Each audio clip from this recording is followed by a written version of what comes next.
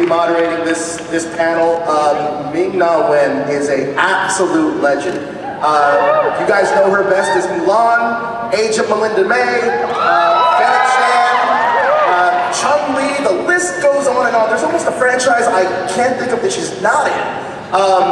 Well, let's bring her out. You can also see her in Karate Kid on May 30th as Dr. Fong, Karate Kid Legends. Let's bring out Ming-Na Wen!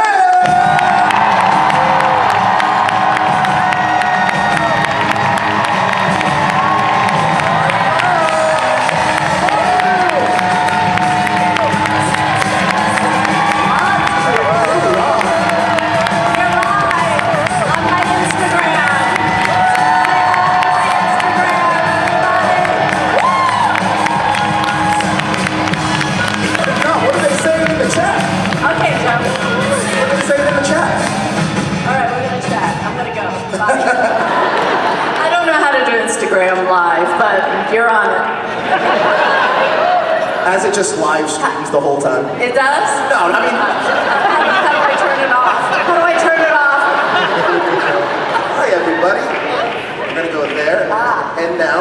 Okay. And then do I press share? If you want to share it. Okay, sure. Say anything on that little stream that maybe you shouldn't have? No. Oh, then we're good. But then... You never know. When is it that I never say anything wrong? Facts. I always say something wrong. That's not true. Hi, everybody. Let's get down to business. I haven't heard that one before. Right? You began your career with a brief appearance in Mr. Rogers' Neighborhood. What memories do you have from that time? And did you know that would set the stage for your career at that point? Gosh, I was still in college at Carnegie Mellon and studying drama in Pittsburgh, Pennsylvania. And what I remembered was just excitement about being chosen amongst my other two alums to participate in Mr. Rogers' show, and I don't know, I think it was sort of, we were in King Friday's pretend land, and Mr. Rogers did all the voices, which is incredible. And the one thing I do remember vividly was he was behind the castle talking to himself, and I thought that was a bit odd. I was like, oh, Mr. Rogers is talking to himself. But then I realized he was probably just going over his lines. And the nicest, he is exactly as you see him on TV. They say never meet your heroes, but Mr. Rogers is the exception. And also... Oh, yeah. Also... Well, we just started, Joe. Oh, boy. Oh, boy. Listen, you've voiced Mulan for over 2 decades now. In fact, I'm doing something else for Mulan, so be on the lookout for that. How has your experience with the character evolved over time? Our relationship with the character evolved over time? It's interesting because Mulan has developed over time, and yet she remains ageless, kind of like me. Exactly. No, trust me, I feel my age some days, especially this morning trying to get up with jet lag. You and me both. Coming out from the West Coast is a whole nother beat. I got 2 hours of sleep last night. Yeah, right? It's tough. It gets worse as you get older, the whole jet lag thing. But I think, what was your question? Oh, just about how your relationship has evolved with Mulan over the years. I just, every generation of her character, because it's been over 2 decades now, I just love the fact that there's a new audience for her each and every time. She's become such a classic, and I think she'll be forever young, and I have to keep my voice at a little bit of higher register these days when I voice her, but she remains true to who her character is. Absolutely, yeah. Absolutely. Listen, in 2019, you were inducted to the Disney Hall of Fame. Yeah. What mind when you found out you were getting inducted? And was that like a full circle moment for you? It's everything. It's sort of an unbelievable experience of being part of that class of talents. I'm very grateful for it. I love Disney for everything that this company has done for my career, and also, you know, how it's given so much to our audience and make us feel connected to the characters each and every time that they bring out something. So it was great. It was great to put my handprints in there, and then after that I got the Disney Legends Award. Is that the Hollywood Walk of Fame, Disney Legends Award, you know, you've done it all. Not yet. Oh, yeah. Still got to win the Oscar, the That'll Tony, happen. and the Emmy. It'll happen. It'll happen. The EGOT, yes. Yes. Now, in 2020, there was a live-action remake of Mulan. You had a poignant appearance in the film, playing a esteemed guest. How was it to figuratively and symbolically pass the torch to a new generation of storytellers? As the esteemed guest, I think it's, you know, it was a great interpretation. Some people might not have liked it because there weren't the music that was involved in the live action, but I loved the storytelling of it. I thought it was incredibly cinematic and very inventive in reinterpreting the story of Mulan. But for me, it was just great fun to be, you know, part of the live action, and it's kind of like, I love Easter eggs. So to be part of that project and to go to New Zealand with my daughter, she had a small moment in the movie as well. That was the full circle moment for me. I love that. Yeah. Now, something that you are part of that I think was groundbreaking was Final Fantasy Spirits Within. Oh. I love the Final Fantasy franchise. I love that movie. And at that time, that technology was pretty awesome. It was the first of its kind. Absolutely. Yeah, the whole CGI was truly, Sakaguchi-san and the people at Capcom, they worked so hard and so diligent in advancing CGI. I remember them talking about the strands of hair and how difficult it was to get the hair not to be just one singular clump of movement, but that there were actual strands of hair, and it took them so many. I mean, now, you know, they can probably just press a button and the AI or whatever does it for you. But back then, there were literally hundreds of devoted coders spending 24 hours. They had little cots by their desk where they would sleep, eat, and breathe Final Fantasy. So Final Fantasy had to crawl so movies like Avatar could walk, you know what I mean? Like, Yeah. if it wasn't for that movie, I don't know if we're there cinematically like that. And it's so crazy because 20 years later, the skin texture, which was the other thing that I remember them talking about, creating skin was the most difficult because of all its nuances and all the depth of colorations and markings. And to this day, they're still working on that, I think, right? I mean, it looks great, but they're still, it's not perfected. I know, but once it gets there, it's... Yeah, it would be scary. Yeah. Pretty much. Let's talk about Melinda May and Fennec Shand for a second. Okay.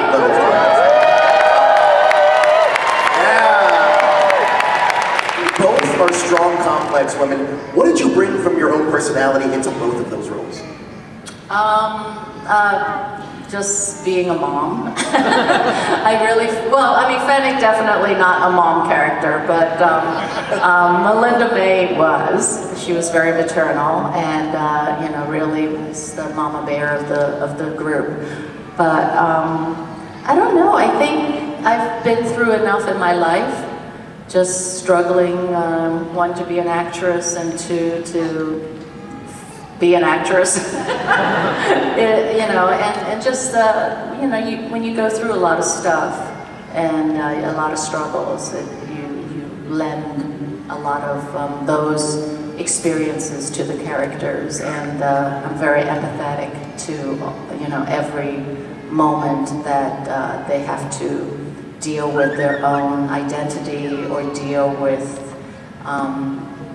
figuring out how they could better themselves in a situation. You know, when I was at D23 last year, I had the opportunity to chat with Brad Winderbaum, who is the head of Marvel TV currently. And I'm a huge Agents of S.H.I.E.L.D. fan. At that time, I just rewatched the whole series again. And I talked to him about Agents of S.H.I.E.L.D., and he said, interestingly enough, that he was currently rewatching the series. Here was his exact quote that he said to me. Now, I'll get your comment on this. He said, let's see. Some of the best reveals in that show were during the Winter Soldier era, where Hydra emerges, and you're like, oh my gosh. I remember that feeling of just being a fan, going into it, that it's all really connected. It does fit into the multiverse saga in an incredible way. I want to go down this road with you, but we're going to take a deep breath for a second. Just know that I love that cast and I love that show. So my question for you is, do you think there's more for you to explore with Melinda May? And which MCU franchise would you like to see her return in? Any. You know, it's so weird when you give birth to these characters, and how lovely. I mean, keep thinking. Don't hold your breath too long, Brad. Just don't breathe too long. Just yeah. There has to be a reason why he was watching the series again. I'm just saying. That's awesome. I think, you know, I'm very protective of these characters, and somewhere within me they exist. And I miss them a lot. It's very weird. Like there's a part of me that want to get back into those roles. So if I ever have a chance to become Agent Melinda May again, and do anything, just to be that really strong character, I would love to have that opportunity. I love that series. Yeah, thank you. Look, you were a part of the original Marvel TV series that helped pave the way. Well, yeah, we were the first. Yeah, absolutely. Yeah. That helped pave the way for this expansive cinematic universe now we see on streaming, I guess. What do you think the show's greatest contributions are to establishing the current Marvel TV landscape? I think like television, the one great thing about it is that it's in people's living rooms on a weekly basis. Especially back then, we were doing 22 to 24 episodes a year, and it's a constant. And I think there's a personal, we're all streaming stuff now, so even films and everything, you get that experience in your living room. But back then, before streaming services became so prevalent, there's an intimacy. And then you kind of like develop a friendship, you develop a familial feel with these characters, and that's why I love doing television, because there is a continuity that with a film a lot of times, you spend only 2 hours with those characters and then you go home and you do your own thing. So now that the streaming is providing those services where you can rewatch and rewatch again, like I do, I rewatch a lot of stuff all the time. It's a great addiction. Absolutely. Yeah. It's a great escapism. Which we need right now. We need. Yes, we do. Talk about Fennec Shand for a second, because you've appeared as Fennec Shand in live action and in animated form. Can you talk about your approach to the character in live action and voice acting? Does it differ at all for you? Well, doing the voice is a lot easier.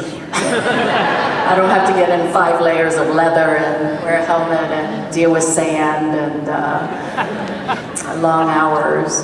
So there's that. As far as approaching the character, no, it's pretty much the same. Every time I do voice acting, I approach the character very, very much the same as I do any character, And in fact, sometimes voice acting is more difficult because you're not working with other actors, you don't have any elements, you're just in a sound booth, and you're getting directions from the writer and the director of the project. And sometimes you might be lucky and you get to hear the other actors that have been recorded already.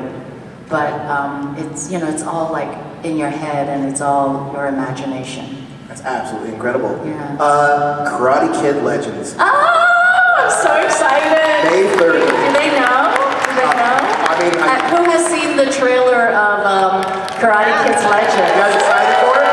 It's the new film that's coming out with Ralph Macchio, the original, of course. Love him.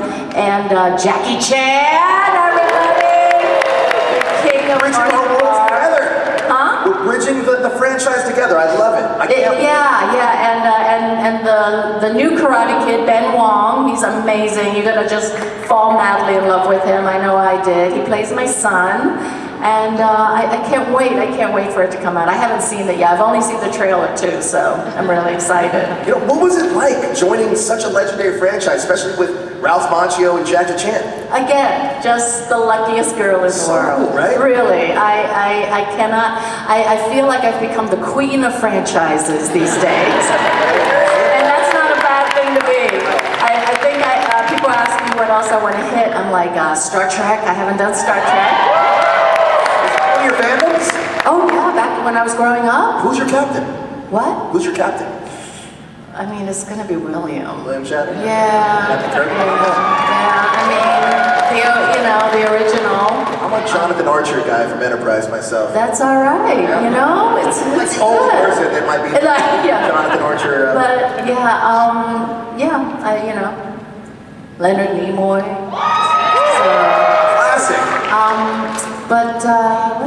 what's another franchise like? That you haven't been in? Yeah, that I want to be in. I think that's a harder game to play. John Wick 5, I think has just been announced or something. How cool would that be? Now we're just fan casting you at this point in different franchises. Like the DCU, hey, you know, James Gunn call. I feel like that would you can fit. That would be amazing. Is there any characters you'd like to play in the DCU? There's a few. I'm blanking right now. Well, I heard What? I heard a Catwoman over there. Is that No. Poison Ivy? You said Poison Ivy? Lady Shiva? Oh yeah, that would. A lot out there. It's a lot. Yeah. I'll take anything. I'm not discriminatory. You cool with taking fan questions? What? Are you cool with taking fan questions? Of course. All right. Well, let's kick it off. Over I'm here. just cool. That's a fact. Hello, sir. Good morning. Good morning. Hey, aw. So, I am the proud parent of this lovely 16-month-old. So cute. Here's my question. Uh-huh. You portrayed so many strong women. I'm sure you are raising a strong woman. Yes. Do you have any advice for raising a What is your daughter's name? This is Heather. Heather. Hi, Heather. Hi, Heather. She'll be a Mulan fan before you know it. I know, the next generation, right? Well, one of the things that my daughter is currently a journalist for Variety, of all things, so she's part of the entertainment. Yeah, she's just kicking ass. I think it's really important to make sure that they are never intimidated by people in power. You know, that they need to feel equal, because everybody has to go pee and poop. Everybody has to, eat and sleep. So there is a commonality for all of us, and don't let powerful people intimidate you. Go up to their level. Don't ever go down below them. That's a great bit of advice. I'll take that. I'm gonna steal that, actually. All right, awesome. Hello, how are you, sir? All right.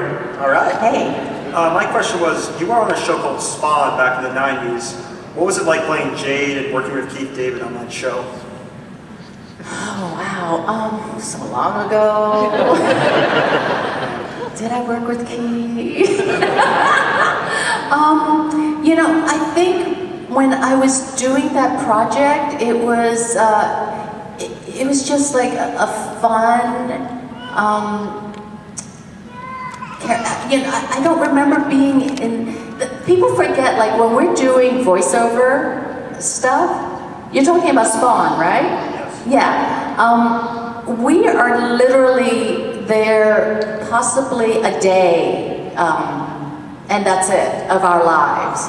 And then they take the character and they develop it and draw it, and they spend 3 years working on the animation. And for me, it was a few days of just creating the character. So it's not like being on set where you're there 12, 14-hour days. With voiceover work, it was just 2 or 3 days here and there. So it was just, for me, it was just fun to work on a project, but it was so long ago. I'm sorry. I don't really have any special stories. Thank you.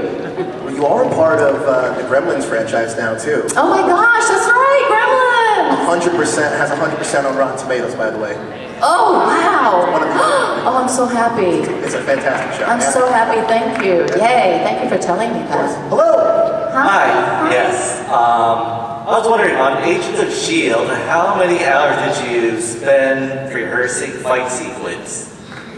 Ooh, we usually don't have a lot of time because, you know, we're also in the process of shooting a bunch of other stuff on the same day. So literally, whenever I have any downtime, either the day before the fight scene or sometimes even the day of the fight scene, depending on how elaborate the fight scene is. We'll spend anywhere from, 3 to 4 hours working with our stunt people and perfecting the choreography, and then I take a videotape home and then I spend, a good amount of time working on that during my downtime. And then once you get on set, sometimes it all changes depending on if it's an outdoor scene or if the set has changed or if a prop isn't working or there's a new, a number of things. But yeah, it's always a great success when the stunt and the fight works out. Thank you. Thank you. That's impressive. Wow, I didn't realize that there was Oh yeah, it's fast. It's fast. I remember there was an actor who had just come off of I think Mission Impossible. He had a small part in it where he was doing a fight scene, and apparently they spent a week working on this one little bit. And we had an elaborate fight scene to do, and right before that fight scene there was another action scene where people are crashing through windows, and that took extra time, and I'm looking at my watch, I'm like, ooh, dang, we only have 3 hours to shoot our fight scene. Are you ready? And he's like, oh, yeah, right, okay, 3 hours. And I'm like, no, seriously, we only got 3 hours. You ready? And his jaw dropped. He was so shocked that that's all the time we had allotted for that fight scene. Oh, that's such a fast-paced environment. Yeah. I used to work on the Culver City Studios a lot in Deal or No Deal. Oh, yeah. Shoot all the time. Yeah. And it was very impressive the way that they would make that lot look to whatever place that you guys were in the show. It was really impressive. Yeah. Great production team. No, it always still impresses me no matter how many years I've worked on anything. The set designers, they're like little gremlins. The set builders, they come in the middle of the night and they build something and you show up and it's there. I swear, they are. They're like little gnomes. magic gnomes, Yeah. little magic elves. Yeah. Absolutely. Hello, how are you? Hi. Hello. Hi. I am short. Me too. Going back to the 90s, the first time I saw you was on Joy Luck Club, and I watched it. Wow. Thank you. I watched it with my mother, with whom I have a complicated relationship. And I didn't know that little girl was going to grow up to be a grief counselor. Oh my gosh, And that's I wonderful. think that I take a lot of that movie and June with me, in addition to my expertise, I guess. But I'm wondering for you, what was that character like for you, and do you take pieces of her with you now? Well, I mean, you had a complicated relationship with your mom. I'm sure many of us in this room can probably empathize. I had a very strong single mother who had to survive working 3 jobs, raising me and my brother in Hong Kong before she met my stepfather and brought us to America. The Chinese culture is not very affectionate in showing their love, and her love was always based on how much she can do to provide for us. But when you're a kid, you don't recognize that. You don't know that at all, right? So with June, I very much related, you know, where I felt like I never reached my mom's expectations. And even to this day, like right now I'm writing a cookbook, which will come out next year. So you'll all have to get one and I'll sign it for you. And I'm so excited. It's sort of my journey through food. And being a restaurant daughter, you know, that has a lot to do with it. But I told her about my cookbook and she's like, oh, you don't cook? I'm like, what do you mean, Mom?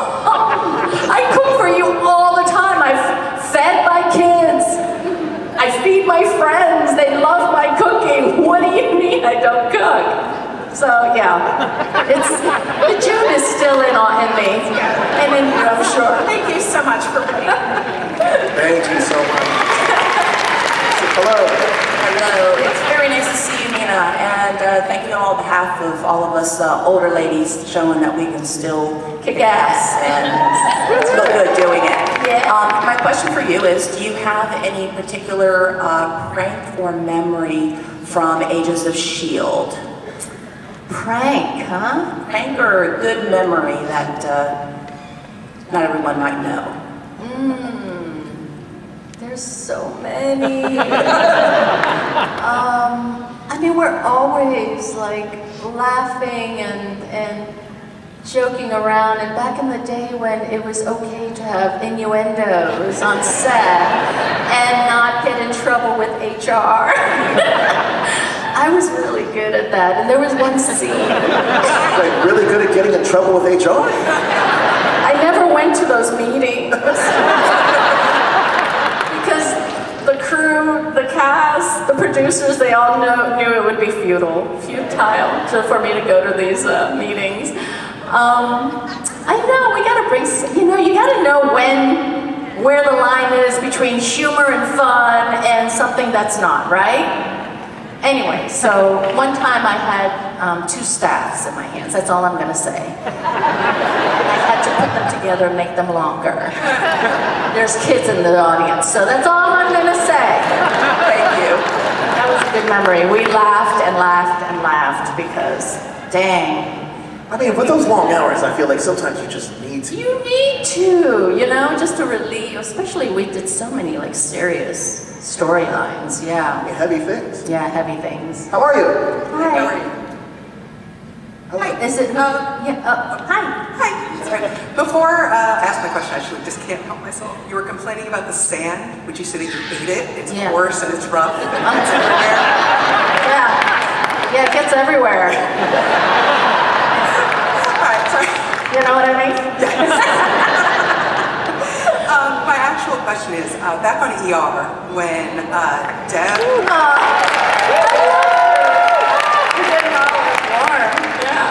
When your character, when Deb changed her name, I was just wondering if that was informed by your name change? They wanted it to be a surprise for John when I showed up. Dr. Carter, the character that Noah Wiley plays. So they thought of reintroducing me in a different name, which was never really utilized because I just kind of show up and go, "Happy John." So at first they were going to create like another English name.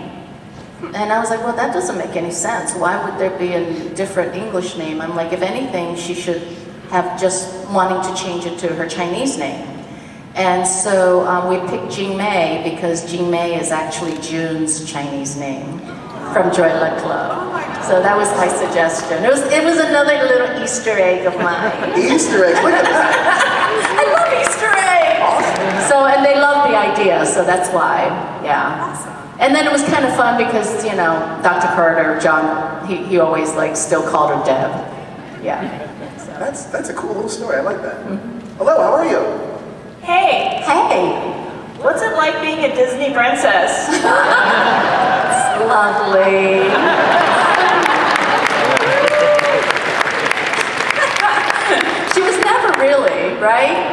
She became an honorary princess, I think, especially when the emperor, kind of dubbed her as the hero of China. So, yeah, she's an honorary one. Yeah. But I love her. Thank you. Hello. Hi. Hey. Over the years, you've worked with several different fight choreographers, and anytime you've worked on a new action project, did your experience on a previous action project prepare you for it? Wait, before you answer that, is that a Dick Tracy cosplay? The blank? The question. Oh, okay. Okay. I couldn't quite understand all of it. It was about stunt fighting, and it was about... Did your previous experience on one action project prepare you for another action project? Oh, absolutely. Absolutely. Yeah. I mean, I learned so much as Chun-Li, first of all, in Street Fighter. For those of you who don't know, I was Chun-Li with Raul Julia, the late and great Raul Julia and Jean-Claude Van Damme. Because before that, I've only had dance and combat training, and I took some martial arts. But when I take Kung Fu, there's no belts involved at all with that martial art form. So each and every one, I learned so much from the stunt people who are always so generous and so patient, It's an incredible discipline, and you do have to be very brave, and you do have to know how to fight without hurting each other. That's the most important thing, and sometimes it doesn't always work out. You still end up with bruises and things, but yeah, we try. Thank you. It's interesting. Thank you. Between Street Fighter, Star Wars, and Agents of S.H.I.E.L.D., I feel at this point now, you have the skill set to be a real life Agent of S.H.I.E.L.D. if you really want to. With all the training you've done at this point? Maybe. Maybe. Yeah, maybe. Hello, how are you? Hello. I really love your work. I just wanted to say, in Agents of S.H.I.E.L.D., there's one episode where Melinda May's mom shows up, and then I got really excited because I thought they were going to go into that further, but they didn't. But if Marvel made a movie of Agent May and her mom, what would you want to see covered in that movie? Oh. We gotta bring back Blair Underwood. Yeah. Huh? We gotta bring back Blair Underwood. Oh, Blair, my buddy Blair, my other Carnegie Mellon. We went to Carnegie Mellon together. Tsai Chin played my mother, and it was wonderful because, she legitimately is sort of British in many ways. She even has a strong British accent. And so it was cool to think that Melinda May's mom might have worked for M16, is it? Yeah, another franchise, James Bond. Oh, yeah, let's manifest that. I don't know. That would be an interesting take, kind of like her origin story of how it all started. But that would be really cool. And James Hong, the amazing James Hong, played Melinda May's dad. So can you imagine those two characters?